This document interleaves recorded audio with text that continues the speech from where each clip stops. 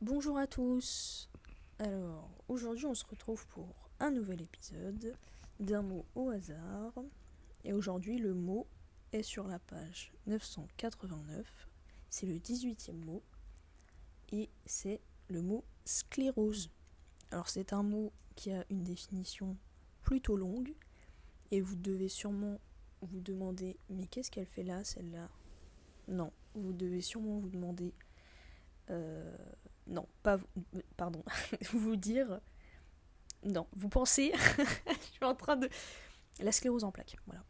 Alors, donc je vais lire la définition de sclérose. Sclérose, qui est un nom féminin du grec sclérosis. Alors, il y a deux définitions. Donc, il y en a une en médecine. Donc, c'est un développement du tissu conjonctif dans un organe, pouvant altérer la structure de ce dernier et provoquant un durcissement. Ok. Ensuite, la deuxième définition, donc au sens figuré. Alors, incapacité à évoluer, à s'adapter, la sclérose d'un parti politique ou d'une économie par exemple. Ensuite, il y a un point, donc parce que justement c'est la sclérose la plus connue, je pense c'est la première à laquelle on pense, comme je vous ai dit, c'est la sclérose en plaques. Donc sclérose en plaques, terme en médecine, maladie du système nerveux central caractérisée par la destruction disséminée de la myéline des fibres nerveuses et entraînant des troubles neurologiques variés et en partie régressifs au début de l'évolution de la maladie. Alors, donc la sclérose en plaques, personnellement je connais le nom, j'en avais déjà vu la définition mais j'ai à peu près oublié. Donc là, on nous dit donc, que c'est une maladie du système nerveux avec la destruction disséminée des myélines. Des fibres. Ouais, et voilà, c'est régressif. Et ça fait donc des troubles neurologiques. Mais sinon, la sclérose en termes général, je connaissais pas vraiment. Alors, donc, comme je vous ai dit, il y a deux définitions. Moi, j'avais jamais entendu sclérose au sens figuré, comme je vous l'ai dit, donc l'incapacité à évoluer ou à s'adapter, donc ce qui est assez intéressant, comme par exemple donc ici sclérose d'un parti politique.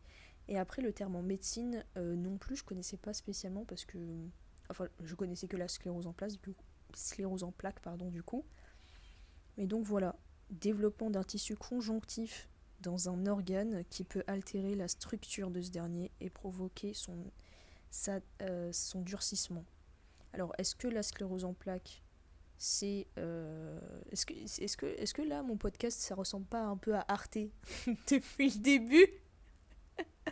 À part la petite rêve que j'ai mis en mode, vous devez sûrement vous demander, mais qu'est-ce qu'elle fait là, celle-là? Ah là là.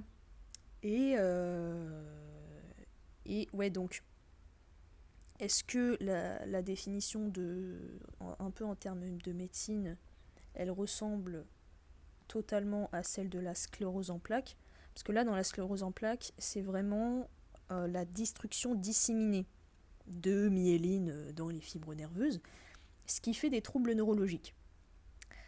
Donc ça, voilà, c'est destruction disséminée. Et là, dans la définition générale en termes de médecine, il y a marqué développement de tissu conjonctif dans un organe. Donc ça veut dire que vous pouvez avoir une sclérose, mais pas spécialement qu'on parle de la sclérose en plaques, quoi. Si je me trompe pas, parce que là, marqué donc développement du tissu conjonctif dans un organe. Voilà. Alors, moi, le tissu conjonctif, ce que je sais de ça, encore une fois, ça se trouve c'est totalement faux, mais j'avais vu le témoignage d'une jeune femme qui avait une maladie. Alors, la maladie, c'est justement ce qui est horrible dans cette maladie, c'est que ça touche la majorité des tissus conjonctifs de la personne. Et les tissus conjonctifs, en fait, comment dire, c'est une composition super importante de ce qu'est un organe, du coup. C'est en gros comment il tient, quoi, le truc. C'est comme si je vous disais, bah voilà, la maison, ce qui la fait tenir, voilà, c'est le ciment, c'est les briques, c'est les voilà. Et en fait, le tissu conjonctif, c'est ça. Et en fait, sa maladie à elle, alors je sais plus, ça a ça a deux noms, ça commence par un E ou quelque chose comme ça.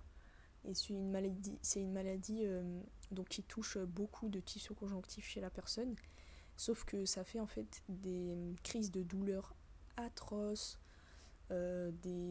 encore beaucoup de choses très compliquées. Ça peut, comment dire, ça peut vraiment donner un vrai handicap en fait. Et en fait, cette maladie n'est pas assez connue et c'est dommage. Et bah voilà, moi je la connais, mais je connais même pas le nom du coup.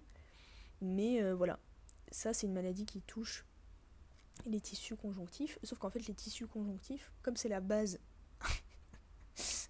du corps en fait, hein, des organes et tout ça, enfin du coup c'est n'importe quoi, c'est horrible.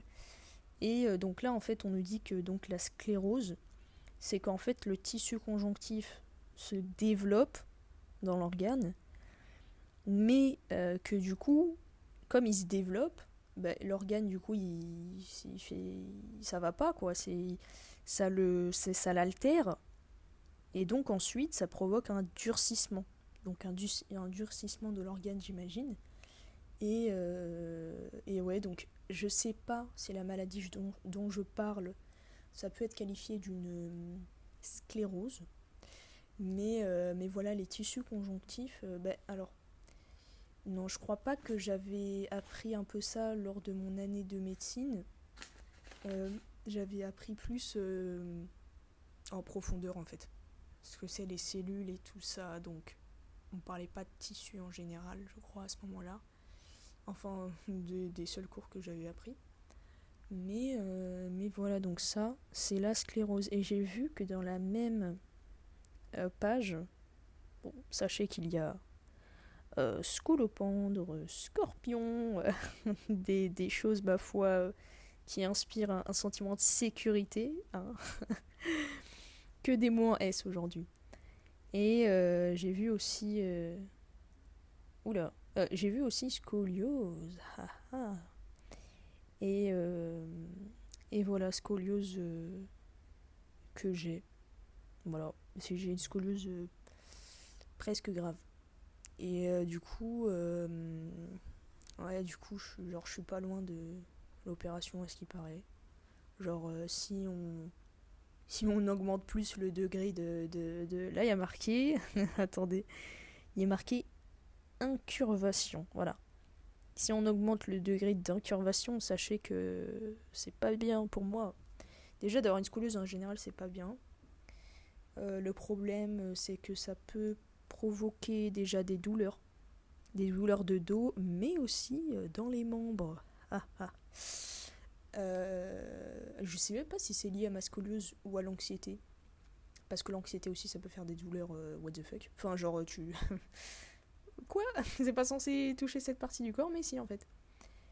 Et en fait, des fois, quand je reste longtemps debout ou que je fais un effort, etc., le lendemain, genre, j'ai mal au bras, genre.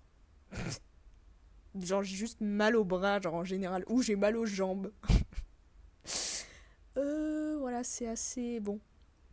Et en fait, la scoliose, ce qu'il faut faire attention avec ça, c'est juste... du coup, vous pouvez avoir une scoliose très légère, hein.